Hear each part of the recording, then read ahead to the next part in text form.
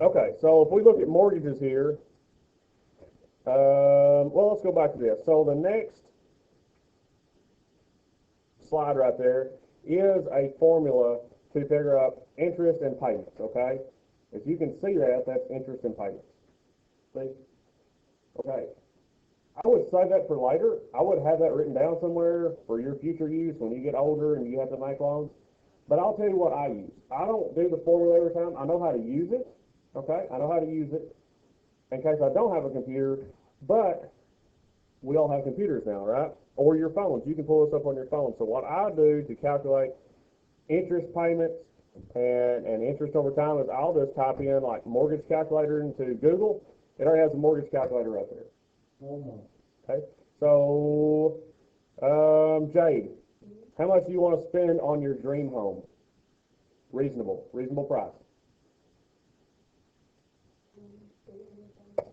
300,000. Okay. Most people do it on a 30-year mortgage. I'm not saying that's the best, but I'm saying most people will set it up on a 30 years. So in 30 years, you pay that back. So if you bought that home when you were 25, how old are you going to be to pay it back? 55, okay? So, and this is at a fixed rate interest. Fixed rate interest. Interest rates are really low right now, which is good if you're borrowing money. Okay, 3.92% interest. Mortgage amount, 300,000 over 30 years. Okay, can you see that right there? Total cost of the mortgage. You're only going to be paying $1,400 a month, but look how much that home is going to cost you. $510,000. So Jade, your house is going to cost you $510,000 in 30 years if you just pay the minimum payments every month for 30 years. Yeah, geez. Yeah. So, okay, in 30 years, your home that you bought for $300,000, that you've paid $510,000 on, okay, which includes interest.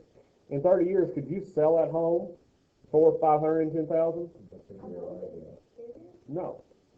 So, let's think about that. Now, home values will go up, so houses will cost more in 30 years.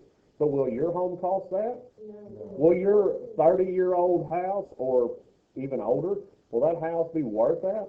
No, it's had 30 years of age on it.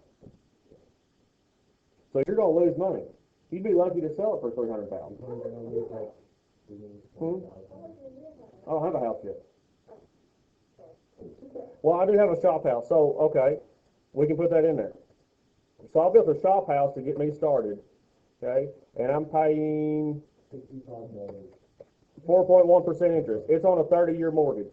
Okay, so I pay $314 a month right now. Okay, but I'm gonna have to pay $113,000 if I just make minimum payments. So what I'm about to do, since interest rates have dropped to 3.92, I'm going to go, because right now, since I'm borrowing through Focus Bank doesn't accept a shop house as a true home, so they won't do a fixed rate mortgage. So they'll do a fixed rate for 4 more years, but after that, the rate will become variable, which means it could go up, it could go down. It's going to go up. So I'm going to start doing my business with Farm Credit on a 15-year fix. Okay, look at that. My payment went up, correct? It went from 314 to 478, but the total cost of the mortgage went down. Yeah. Would that be the wise thing to do? Yes. So it's going to cost me approximately $1,300 in closing costs to refinance.